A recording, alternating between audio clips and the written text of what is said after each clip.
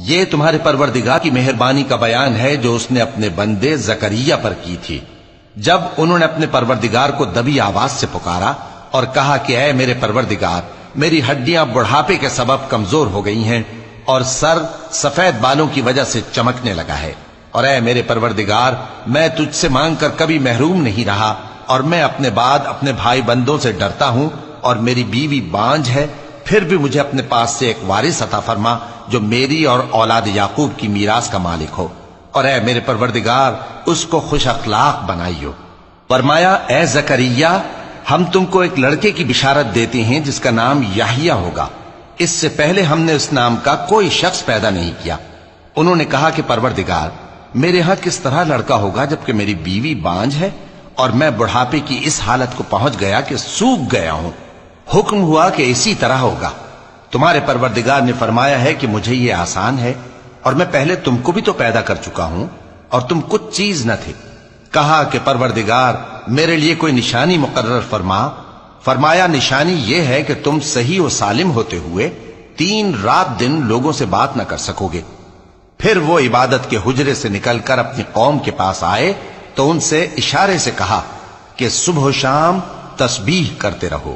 فرمایا اے یحییٰ، ہماری کتاب کو مضبوطی سے تھامے رہو، اور ہم نے ان کو لڑکپن ہی میں دانائی عطا فرمائی تھی اور اپنے پاس سے شفقت اور پاکیزگی دی تھی، اور وہ پرہیزگار تھے اور وہ اپنے ماں باپ کے ساتھ نیکی کرنے والے تھے اور سرکش اور نافرمان نہیں تھے۔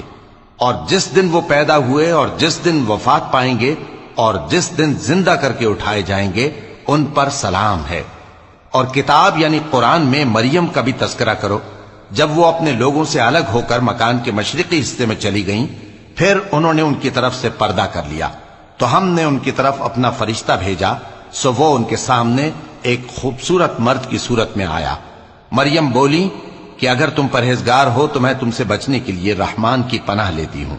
فرشتے نے کہا کہ میں تو تمہارے پروردگار کا بھیجا ہوا یعنی فرشتہ ہوں، اور اس لیے آیا ہوں کہ تمہیں پاکیزہ لڑکا بخشوں۔ مریم نے کہا کہ میرے ہاں لڑکا کیوں کر ہوگا جبکہ مجھے کسی مرد نے بطور شوہر چھوا تک نہیں اور میں بدکار بھی نہیں ہوں۔ فرشتے نے کہا کہ یوں ہی ہوگا، تمہارے پروردگار نے فرمایا کہ یہ مجھے آسان ہے اور میں اسے اسی طریق پر پیدا کروں گا تاکہ اس کو ہم لوگوں کے لیے اپنی طرف سے نشانی اور ذریعہ رحمت بنائیں، اور یہ کام مقرر ہو چکا ہے۔ چنانچہ وہ اس بچے کے ساتھ حاملہ ہو گئیں اور اسے لے کر ایک دور جگہ چلی گئیں۔ پھر درد ذہ ان کو کھجور کے تنے کی طرف لے آیا، کہنے لگیں کہ کاش میں اس سے پہلے مر چکتی اور بھولی بسری ہو گئی ہوتی۔ تب ان کے ٹیلے کے نیچے کی جانب سے فرشتے نے ان کو آواز دی کہ غمناک نہ ہو، تمہارے پروردگار نے تمہارے نیچے ایک چشمہ پیدا کر دیا ہے، اور کھجور کے تنے کو پکڑ کر اپنی طرف ہلاؤ، وہ تم پر تازہ عمدہ کھجوریں گرائے گا، تو کھاؤ اور پیو اور آنکھیں ٹھنڈی کرو۔ اگر تم کسی آدمی کو دیکھو تو کہنا کہ میں نے اللہ کے لیے روزے کی منت مانی، تو آج میں کسی آدمی سے ہرگز کلام نہیں کروں گی۔ پھر وہ اس بچے کو اٹھا کر اپنی برادری والوں کے پاس لے آئیں۔ وہ کہنے لگے کہ مریم، یہ تو نے برا کام کیا۔ اے ہارون کی بہن، نہ تو تیرا باپ ہی برا آدمی تھا اور نہ تیری ماں ہی بدکار تھی۔ تو مریم نے اس بچے کی طرف اشارہ کیا۔ وہ بولے کہ ہم اس سے کہ گود کا بچہ ہے کیسے بات کریں؟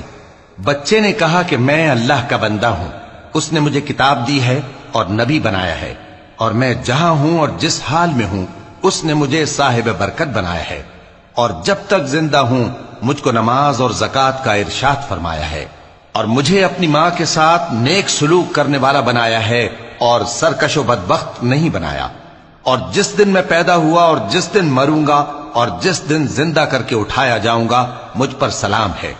یہ مریم کے بیٹے عیسیٰ ہیں، اور یہ سچی بات ہے